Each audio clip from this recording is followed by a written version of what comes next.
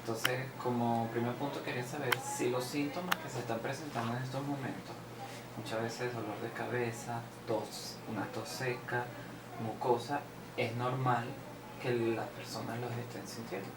Sí, ciertamente hay un proceso viral, ¿okay?, que son las famosas gripes, que son frecuentes en estas épocas de lluvias, ¿okay?, en la que el paciente presenta síntomas básicamente de tos, estornudos, rinorrea, que es la secreción nasal, comienzan también con dificultad para tragar, o se llama odinofagia, no necesariamente tener amigdalitis, simplemente les muestra un poquito para tragar, también tienen cefalea, dolor de cabeza, y pueden tener debilidad general, fiebre, malestar, etc. Entonces, este tipo de síntomas se pueden presentar en los pacientes porque tienen un cuadro infeccioso.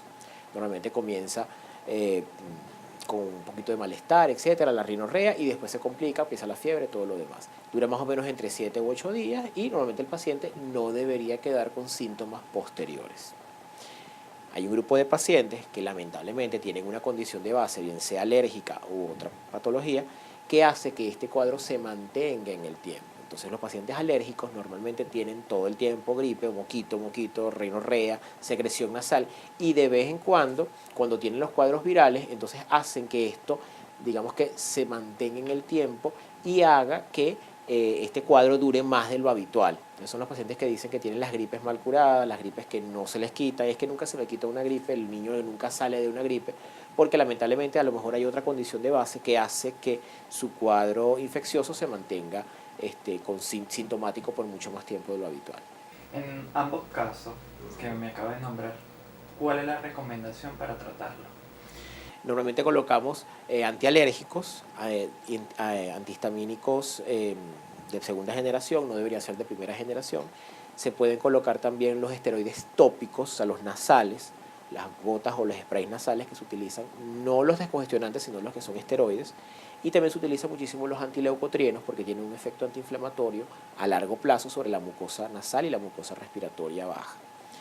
Lo importante es saber a qué es el paciente alérgico para colocar un tratamiento apropiado. ¿Cuál es ese tratamiento? La inmunoterapia o las vacunas de alergia, que lo que van a hacer es desensibilizar al paciente de lo que es alérgico, bien sea ácaros, perros, gatos, leche, etc., para colocarle, digamos que evitar que esos síntomas se presenten por muchísimo tiempo y que el paciente pueda tener una vida más o menos normal.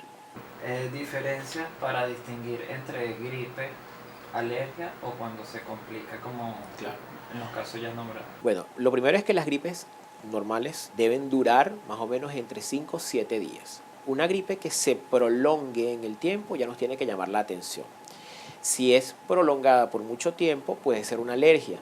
Y si se complica con otras cosas, por ejemplo, dificultad respiratoria, normalmente las gripes no producen dificultad respiratoria, pero si tiene dificultad respiratoria el paciente, si hay una secreción que es más bien verdosa, la fiebre se mantiene por muchísimo más tiempo y es fiebre elevada, hay dolor torácico, eso ya nos tiene que hacer pensar que se está complicando la gripe con otro proceso bacteriano.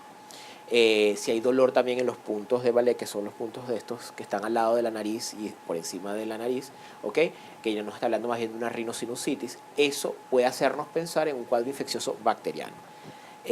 Cuando estamos ante un cuadro de alergia, es una gripe, que no se quita. El paciente no se descompensa, tiene fiebrecita por un par de días, 3 días, no hay fiebre importante, pero sí hay rinorrea, moquitos, secreción, malestar general, malestar sobre todo en la nariz y prurito, mucho prurito nasal que el paciente no se le termina de quitar, y eso normalmente son los pacientes alérgicos, ¿okay?, que nunca se terminan de mejorar.